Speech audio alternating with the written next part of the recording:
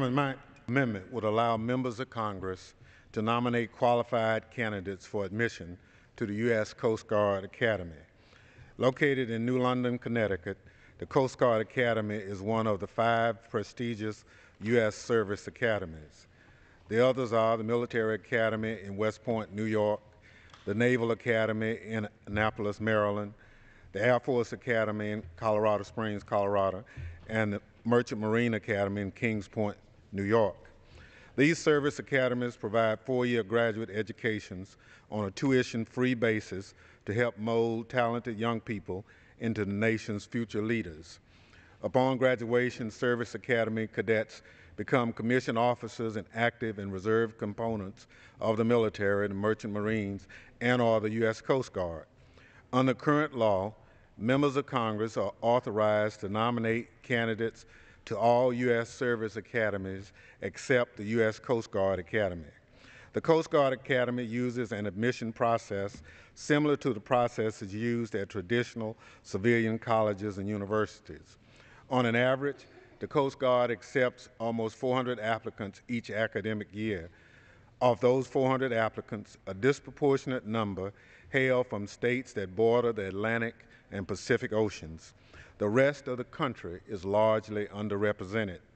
My amendment seeks to foster greater geographic diversity in the Coast Guard Academy's applicant pool by allowing each member of Congress to nominate up to 3 qualified candidates. Similar language that I authored with the gentleman from Maryland, Representative Cummins, was accepted by voice vote during consideration of the 2012 Coast Guard Authorization Bill. I want to recognize Representative Cummins as a co-sponsor of my amendment and a true partner in this effort. My amendment for academic year 2013, the Coast Guard would be required to allocate a quarter of the slots in the incoming class to qualified candidates submitted through the congressional nomination process. In subsequent academic years, half of those slots would be filled through the congressional nomination process. My amendment does not require the Coast Guard to alter or lower its selection criteria.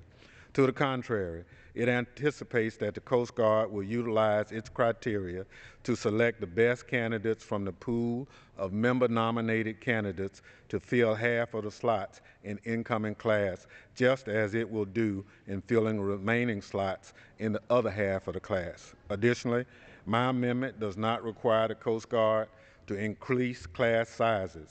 That's a decision for the Coast Guard. At its essence, it seeks to ensure that the Coast Guard attract the best candidates from all over the country by increasing the applicant pool. Each of us has experienced the disappointment of having a talented young person that we nominated to one of the 4 other service academies be rejected. We all understand that it's a very competitive process and slots are scarce. I, for one, would welcome the opportunity to bring that person to the attention of the Coast Guard Academy and help put him or her on a path to accomplishing much for themselves, their family, and the nation. With that, I reserve the balance of my time. Gentleman reserves his time. Gentleman from New Jersey. Mr. Speaker.